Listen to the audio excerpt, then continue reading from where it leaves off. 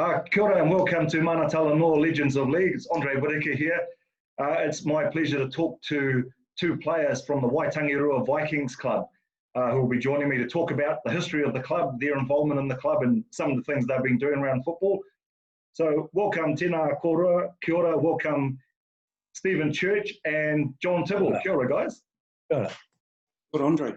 Kia ora, good to see you. Hey, look, well, it'd be really fascinating to talk about the Waitangirua club because it's had a long history in Wellington, and we'll get to that. But I'm interested just to start off with you guys around your family heritage and your whakapapa. And we'll start with you, Stephen, just your family background and where you're from.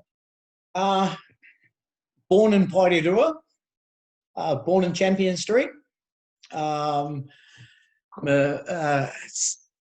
Been rugby league the whole life. The father was one stage New Zealand coach. He did 1 year as New Zealand coach, and he's been a selector. He did the Wellington rep sides. They started Miramar Rugby League. My grandfather was one of the originals of Miramar Rugby League. So my early days as a midget. In them days was for Miramar. I played Miramar right through until I got near college and that, which them days, now we have to play rugby because Pairerua College wasn't known for its rugby league and that. So I played rugby at Pairerua College. And then I went flatting when I left college and got picked up from brother Barry, rang us up and said, come over to Corridor. So that was my first experience with Corridor. It was going in and playing for them. And then I stayed there for a few years, 3 years, 4 years, playing for them, won some titles. And then we went to Barry left and started Waitangirua, and that's the original, very first time that knew about Waitangirua. That's awesome. So that was in about 1977. I got rung up. That was the very early stages. That was the introduction. We didn't have a team then. We had nothing. I think they were under Karina. Miramar, was it? Miramar Karina. They had schoolboys, and that committee brought some of us guys together. Okay, yeah. Well, that's really interesting, particularly those clubs you mentioned there, like Miramar, who were and Corridor, they were both champion teams back in their day in Wellington. And then seeing the development of the Waitangirua club coming through your family. So we'll jump back to that and talk about the development of the club. But over to you, John. Your whakapapa, your heritage. Be good to know that and to share with Mana Talanoa viewers. Andra. Well, I guess firstly, me ki kōrero I te reo Māori no te mea, ko tērā ingoa Mana Talanoa, he ingoa tūturu, he ingoa hohonu. It's a sacred name and it's a deep name. Yeah. So I think the appropriate it in customary manner would be to give the mana to it in te reo Māori. Kia ora. So reira, tēnā koe Andre mo tēnei kaupapa, pai rau atu. E kitea wēne ki tangata I ngā wao mua I tākaro I te tēmu o rugby league I koneke. Kei te mihi. Myself, Andre, I was born in Waipiro Bay on the East Coast. In 1956, I was born there. And at the age of 13, my family migrated, that urban drift. We migrated, we left our land and we migrated to Porirua. I'd never heard of rugby league before arriving in Porirua. Never knew there was such a game. I was a fourth former and I played rugby union for Porirua College. Dennis Latham was coaching. After a couple of games, they promoted me up into the first 15. So I went on tour with the Porirua College boys as a green from off the coast. Played outside a guy by the name of Bruce Allen, who was a talented player. And then I joined Wharfies. I left school. We got booted from school because we weren't allowed to play league. So they dismissed a few of us out of the college. Dennis Latham went to my dad's home in Porirua and said, I'm taking your boy to play rugby union for Porirua Rugby Club.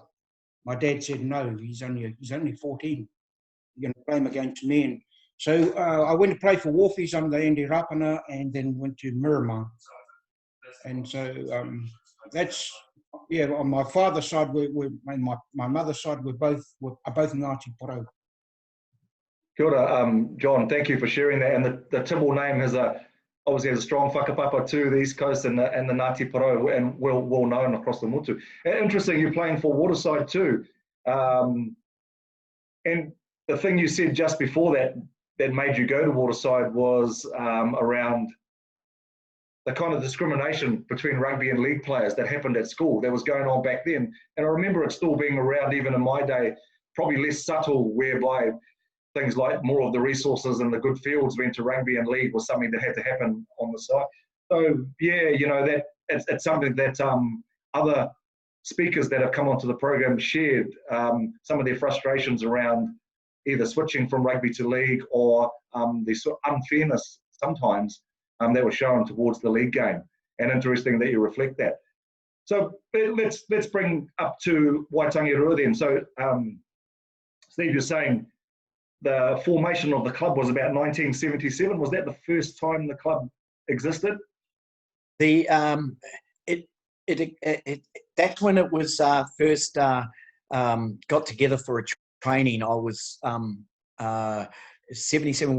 We trained. 78 was our first games, our first competition. We actually got into the Wellington Rugby League as a team in 1978. 1978 was the first year.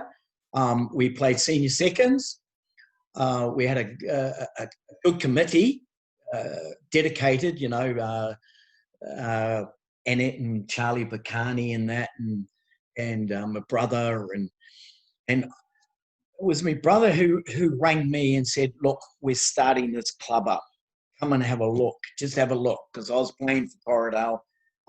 So I came over and did a training with them in 1977, I think it was. We had a training. We did a trip away in 1978 up to Tukurua. That was the first time the team actually got together to actually play a game. It was pre-season. And we went up to Tukurua, and I think that was the beginning of the bonding of Waitangirua itself. The players itself was the first bonding, was on that trip away.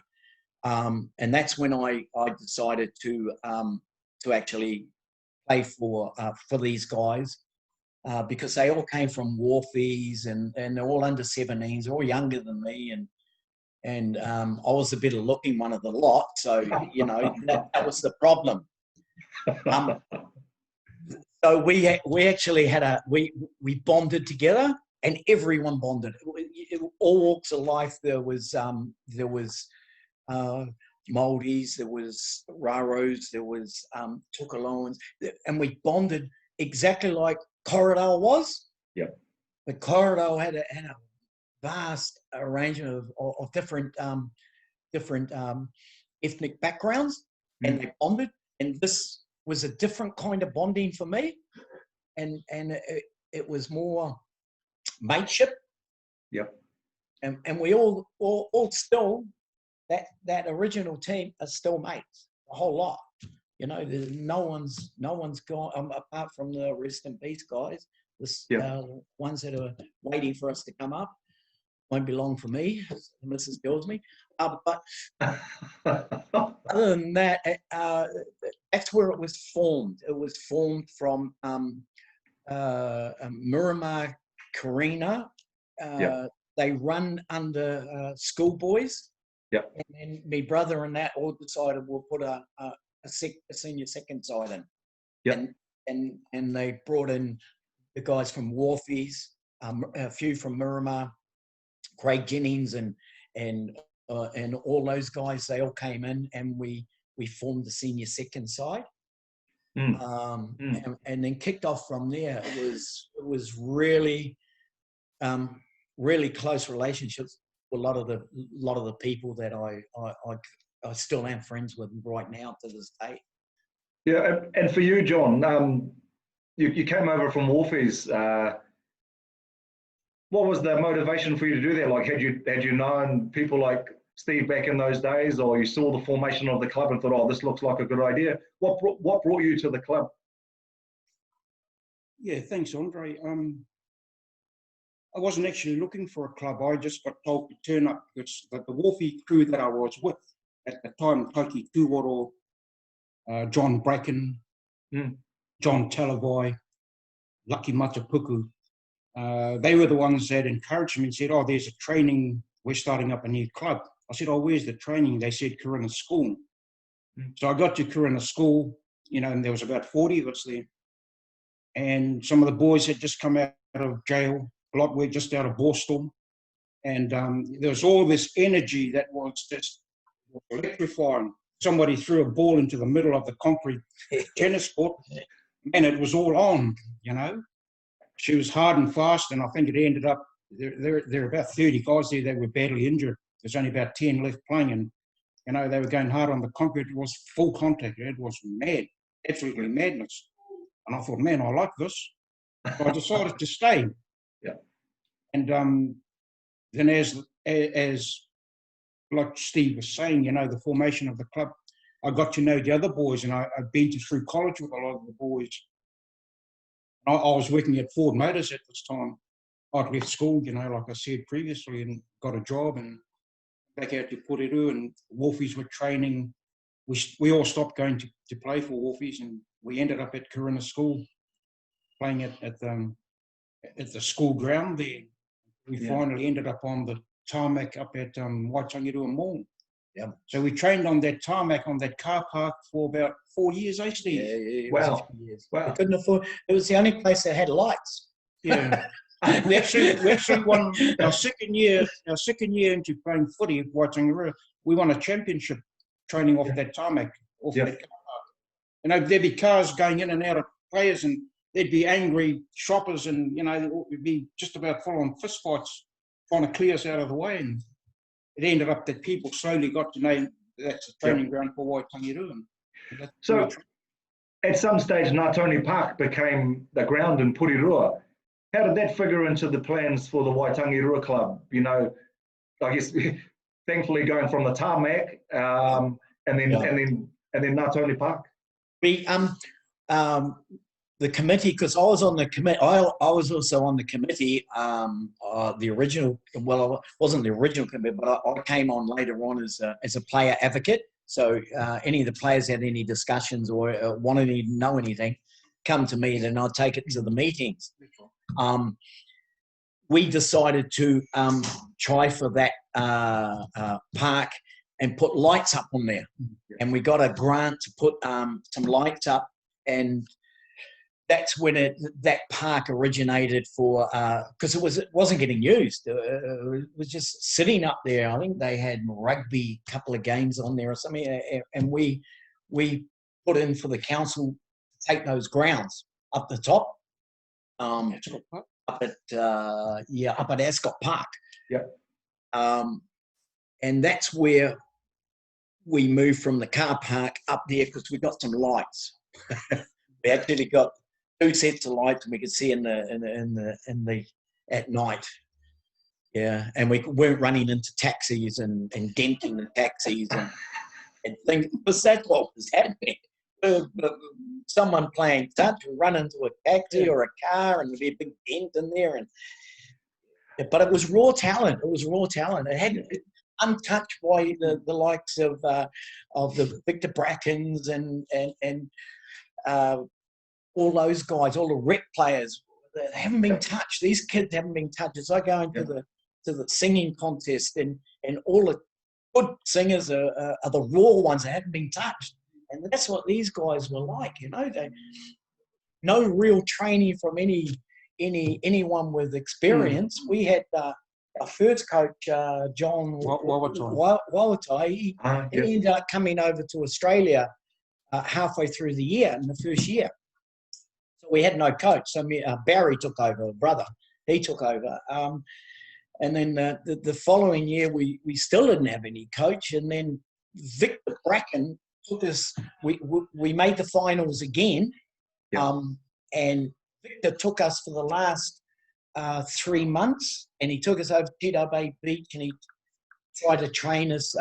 And that's when we won the championship. Was that year when a person like him could come to our club and train us was fantastic. It was out of this world, and a lot of the guys learnt a lot more from it. From guys like that, he probably never coached before, but it was his aura about the guy. Well, you make some good points there, and it's something that you started off with, John, around, well, firstly, many good young raw talent players did come out of Waitangirua and that Porirua catchment. You're saying in the early days, fellas come from pretty diverse backgrounds, hard backgrounds. Some of them just come out of lockup, And so what part do you think the value is for clubs like Waitangirua in a community like that, where things at that time, I imagine back in the 70s, 80s, people were losing jobs in factories, the formation of a lot of unsavory elements throughout the community. Talk to us about the part that you see clubs like Waitangirua play in harnessing all that energy. I think that's a very, very important aspect of what Waitangirua was all about, Andre. And I think to understand Waitangirua, one must understand that diversity, that cultural diversity, that ethnic diversity, that cultural assimilation, that stigma that came with these blokes. Social economics played a major part in our club in its early formation. We couldn't even afford to buy a bottle of beer. We don't steal it. We'd go and buy this fellow because he might have more money than us. But you're absolutely right. And I think for a lot of us, we came out of a game called the Mau Mau's, street gang in Porirua back in the day. Lucky Mata, Puku, John Talawai, Taiki Tuoro, Stephen Kyle, Dennis McMahon, Mike Iono, Gabe Iono, John Bracken. All those boys were hard raw. Basically, I guess you could classify them as kind of, without being derogatory to them personally, it's almost like, how do I put this, Steve? Like, not the dregs of society, but the people that, look, put it this way, unsavoury things that prior to pub brawls and that sort of thing. They were like that's how we were brought up. In Porirua then it was tough. It really was a tough place to live in. If you didn't have your mates around you, you're the pickings of a few people. So that's where we all got together. Now you know it as well. If you hit one Waitangirua player, you hit the lot. They would come out of the blue and they didn't take a backward step. One thing about them, nothing was taken backwards. Even if we were go to Wainui, say, and what's going to happen in Wainui, their culture was almost the same as our culture. Yeah, very similar. It was a hard fought area. It was the bringing up of the people that made them hard. So I think if any club wants to start up again in Porirua or anything like that, they're going to go through the same scenario as we did. You start from the scratch and you work your way until you get the respect from other teams. Like we made it a fortress. Our home ground, you come there. Randwick was scared to come there because they know what was going to happen. And I was talking to a few of the Randwick players I still play with now in Masters, and they were telling me, they were scared to go to Waitangirua. Because culture, you know what's going to happen. You know it's going to be a hard physical game. And it was. It was physical. It was hard. But we share after the game. We would buy you a beer. We'd feed you. That's the one thing about it. In our early years, all our wives, all our girlfriends would bring a plate. And we would feed the opposition and their mokos before we ate. But we would put a big spread on for nothing. And that's what we were all about. It wasn't only us. It was also our wives, our girlfriends. They were the backbones behind us. Yeah. You know? Well, the things you touch on there, they're similar to league around the country. If you look at areas like South Auckland or Mangere, where league's the game, there are similar environments where for our people that are involved with the game, Pasifika, Māori, Polynesian, Pākehā, they're working class areas. They're areas where they hit the hardest when the economy takes a downturn. They're the fellas that lose their jobs, income goes out. And a lot of stress comes into the households and into the community. And league is one of the places where that helps support those people. And also some of that stress and pressure comes out on the football field as well. You talk about the fortress here, mate. I will remember coming there with the Randwick team. And, something started, and next thing we looked around, people were jumping the fence and running onto the field, and we're like, whoa. And luckily some of them were our cousins, and they went, oh, hey, man, stop. And, that's just a reflection of the time that places like Purirua were going through, like Wainuiomata, like Otara, and league was right in the centre of those communities, and actually was a place that harnessed young talent. Speaking of that talent that was around, John, who were some of the people that stick out for you, that were people coming through the club that you could see were going to go places? Oh, there's a young boy, John Davis. Oli Little. JD. Samaya Little. Lucky Matapuku for me was one because we played, the same era. This bloke here. Those are probably the ones that stick out for me at this time. Yeah. And for you, Steve, so there's the players, but who were some of the key coaches, the people that were being the mentors and the and offering the guidance and the coaching to the people in the club? Obviously, it was my father, because he was the one that told me, my position. He said, "You're a standoff. What does a standoff do? He stands off. That's the name of it. Stand off. Pass the ball. Pass the ball. Pass the ball. When your opposition," and he always told, and I did it lots of times, when your opposition gets sick of running up at you and they're going out wide because you're going to pass it, then you run. And that's exactly what he told me.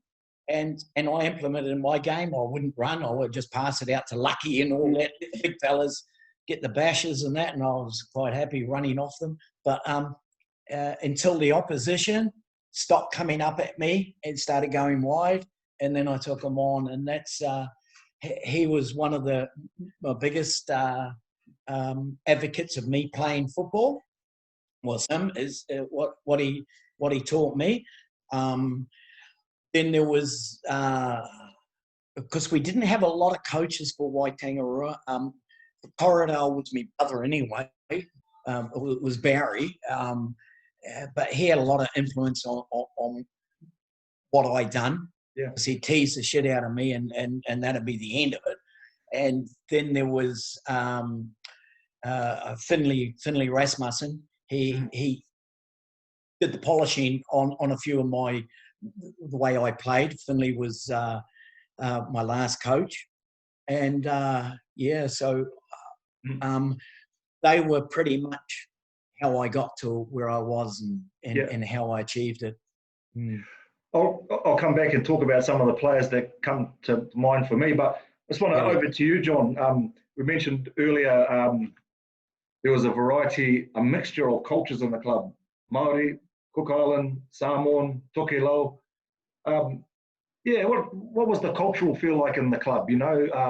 Like for me, obviously being of Cook Island background, I always remember hearing Cook Island music whenever I went to Ngātaone Park because of the Matapuku family that are around. But obviously there are other cultural elements with and people within the club at Waitangirua. I found, Andre, that during the early 70s there was a thing called Dawn Raids by by the police on Pasifika people that they were chasing overstayers and deporting them. Yeah. I think that's what brought us close to our Samoan brothers, our Samoan relations. It was seeing them getting persecuted for this, and as Mike Iono and that were growing up, and their parents were very, very strong advocates of their Samoa. And because of this clash of conflict and clash of cultural identity between living in Samoa and living in Porirua, the boys would say to their parents, "We're not in Samoa, Dad. Yeah. We can't allow this to happen to our families. Yeah. Police have no right barging in here and doing this stuff, to our people, to our families." And I think for me, Andre, that's one of the key elements that drew us closer, and formed that very, very strong bond between our Samoan ainga, our Samoan whānau in Porirua, to us. Yeah. And we were tight. We became very close, on and off the paddock, one in, all in. Yeah. And as the Vikings motto, the logo of the Vikings logo in their day when they invaded and conquered was burn the ships. Yeah. Burn the ships when you attack a foreign land. Why? There's no way back. You're either going to win this fight or you're going to die here. So burn the ships. Hence, when we went into that thinking on, we went in as street fighters, but we didn't have the finesse or like Steve said, we couldn't hold coaches. Yeah. I think we belted a couple of coaches up. So the thing was, in the mentality of the players, we came from that area and that era of, it was, you looked after yourself, stuck up for yourself. But if your mates got hit, like Steve said, you're all in. And so we had that mentality about us in going into games. It was just going, just do it. But we had no structure. We had no, we didn't bond properly to actually, to run like a team. Our team should run. It took a long time. It's like Steve said, that raw talent to get gelled and molded to make a good squad. Yeah. I'll come over to you, Steve, and just thinking of raw talent. You mentioned the 78 formation, 77 of the club, and 79, 80. I remember the under-17 team that was playing back then. That was good, and I think JD was playing for them too. But two players in particular that stuck out for me at that time was Dennis Beaver and Tali Lilo. Who Tali went on to a big career in rugby, and there were others. And actually, if I take a step back, thinking what you were saying, how some players come from Wharfies, from Waterside, Ralph Moore and Nick Theodore were players I remember from that time who came from Waterside and played for Waitangirua. And there was a Wellington rep under-17 team in about 1979 or something like that. And the majority of the team was made up of Waitangirua, and the rest were Randwick players. But there were even the Logie family, those fellas and their brothers, very visible on the field with their ginger hair and like fire when they tackled, afraid of nothing. So a lot of talent in the club, and some of them did move on to other clubs. So firstly, mate, just your comments on the talent in the club. And then for you were one of the guys that then went to Randwick. But let's look at the talent, Well, Dennis Beaver was the very first New Zealand rep player to represent Waitangirua. The following year was another under-17 that nobody knows about, Dennis Savaio. Dennis, I was coaching the under-17s then because no one wanted to coach them. They didn't have any players, so I went and coached them, and I trained Dennis. We had about what do we have? 1, 2, 3, 4, 5, 6. We had six players in the Wellington rep side, and Dennis made the Kiwis. So we had raw talent coming through, untapped from Porirua, and there was clubs buying players from all over New Zealand and all that, collie coats and bringing them all in. But we had the talent here, and we never tapped into it. No club tapped into it, but it was always there. You have a look at the rep sides. There's always people from either Porirua, Waitangirua, playing in the rep sides and that. But the talent was there. But but to tap into it like they do nowadays, I wish we had the knowledge to do that, because a lot of them left and went to rugby and left our codes after that, and we lost some really good players, really good players. Some of the under-17s that I coached, I'm still friends with over here. I still talk to over here, and they work here. Dennis Beaver, he's here. He's on the Gold Coast with us. He's just down the road from us here.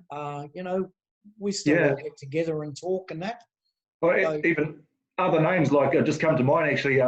The Alatipi family, you know, Ben, you know, he was terrorising people in those days in terms of the way that he ran and took the ball up and took players with him, you know. It's the old attitude: don't duck, just run. But then for you, mate, you made a decision to go to Randwick, and you know you ended up playing in the first national club final against Petone, which, you know, a huge honour. But just it was. What was going on there for you, wanting to try, you know, in Randwick? We were senior first. The year before I went to, we were senior first, and I made the Wellington rep side playing the senior first. So I think Monty Henry was the halfback then. Gary Campbell was injured. They ran out of halfback, so they called me in to play in the rep side. So I stayed playing in the rep side. I played one game that year, and I played 2 the following year. And then that year, when I played for Wellington there, Ki Teoriki come and approach me, and good old Ki, you know what he's like, a very persuasive person. He virtually said, you know, we want you to come over to Randwick and help, because they had this national competition, and I heard what Vern Winatana said about how they planned it a year before. You know, they had planned this the demise of every other team in New Zealand a year before, and I thought, you know, that's smart. So I left Waitangirua to do at least a year of senior football, at least the top grade.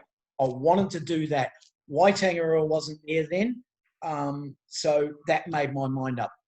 I actually, before I got an offer from Randwick, I got an offer from Waterside to go and play for them. I think that was their last year in senior in football was there. Yeah, I got offered to go and play for Wolfies there. Well, but I chose Randwick because of Ki. Thank you, Ki. Okay, well, there's probably a bit of family relationship going way back there as well that helped, you know. But their Waterside was probably a good side too. You know, they would have had Lawrence Tekahika still playing for them. Snow Wahi would have been still there.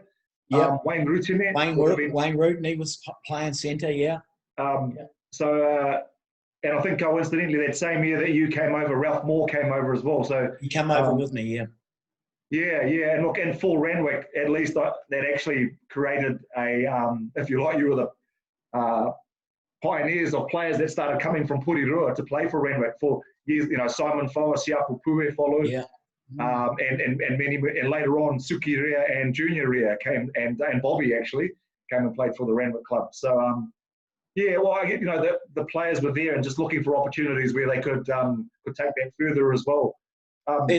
The thing is, when we were senior seconds, we went on a trip to Gisborne, up to Gisborne, at the end of the year, and there was a guy from Auckland came to watch the game. It was advertised, you know, top Wellington side coming up to play the Gisborne side, and buttons on the radios and everything. We're just bunch of seniors just drunks, and they took it really serious. And this guy turned up, and after the game, this guy approached me, and he said to me, they're going to have an invitation North Island side to take on the Gisborne rep side as a promotion for Gisborne. A lot of people don't know this, but I got selected for that side to play in there. And that's when I got my first taste of real football, was that game. And then he said to me, "Oh, is there anyone else?" I said, "Yeah, well, Ralph Moore is a good, because him and I worked together." So the two of us went and played in the North Island invitation side against this Gisborne rep side. Good football, and that's when I sort of going, I want to go upper level before I actually have to retire and become a referee, because I knew I'd have to, because the whole family was in there. So yeah, that was probably the start of it. Then Randwick, a year later or 2 years, Randwick approached me, and I went, yeah, I want to do it. I want to have another feeling of that rep football. And you obviously went on to reffing, and you couldn't help but not go refereeing with your family background. I wasn't allowed. Not to.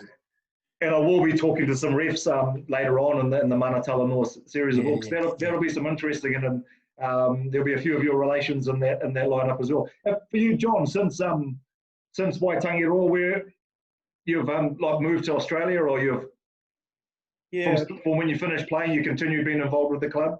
I moved back to Gisborne in '86, and I took over. I played for 2 years. I was nearly 40 by then. I played 2 years, and then, thankfully to be lucky, Matapuku again.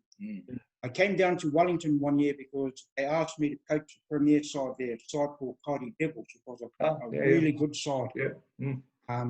So I came down to Puriru, and I sought lucky Matapuku out, and I said, "Brother, show me some training and programs that you blokes do in Petone." He was with Petone then, and he gave me all this information. I took it home to Gisborne, I looked at it, and I studied it. And it's the first time I've seen zones and corridors. I slowly introduced the zones, the corridors. Brooks Kirk introduced us to buddy systems. And I took that philosophy into Kaiti Devils back in '88. I won a competition with them. And in '89, I won a competition with them and ended up in the Lion Red. So I took that club through, I think we were 8th in New Zealand. I remember that. Yeah. If I'd have beaten Jack Nucky's side, I think that it went full time, 5 minutes each way, then went into 3 5-minute each ways. My centre cramped up on attack. They were coming in and they beat us by a try. If I'd have won that game, my next shot was Wainui.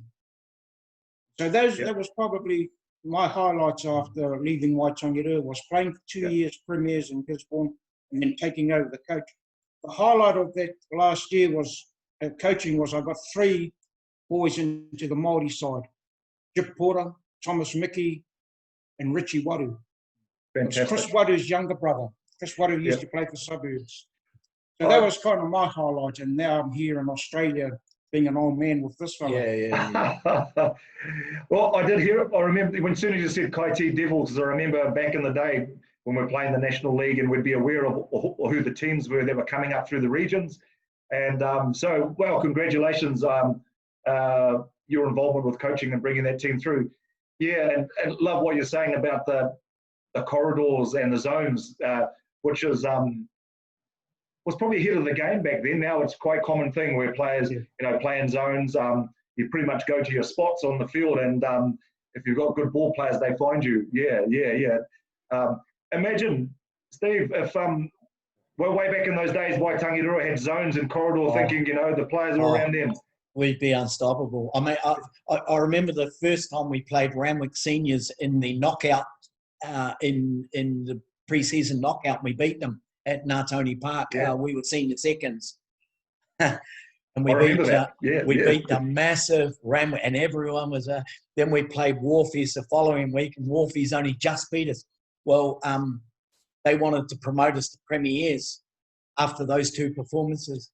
And I just turned around. I turned around and said, "No, look, we're going to do this week in, week out. We haven't got that depth. We haven't got the Whitakers. We haven't got the Rasmussens. We haven't got the Wharakuas. We haven't got any of them players. We got a bunch of raw guys.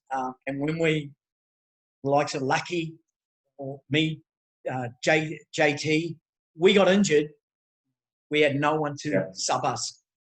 And I was one of the ones that said, no, we're not ready. Not ready. Went to senior first and played in the finals. And that one, that was better. Well, the thing that you both talked about was the raw talent in the area of Porirua. And you'll see where the club is now as North City Vikings. But then over the years, the winning championship sides, North City Vikings, and taking out titles, the Marist Northern Club, the team was full of Porirua-based players. You know, the Porirua team, they're all the same raw talent players that have come through. And I think it's a tribute to teams like Waitangirua back in the day that start things off, get those kids off the street, albeit they're playing crash in the car park, and then taking the club forward. Guys, look, I just really want to thank you for your time in this session, Mana Talanoa Legends of League. It's been a pleasure talking to you and reflecting on the times of the Waitangirua Vikings and your own personal stories, sharing about your family and your histories. Ngā mihi nui kia korua. Thank you very much for your time. Kia ora. Kia ora. Good, Andre. Thank you.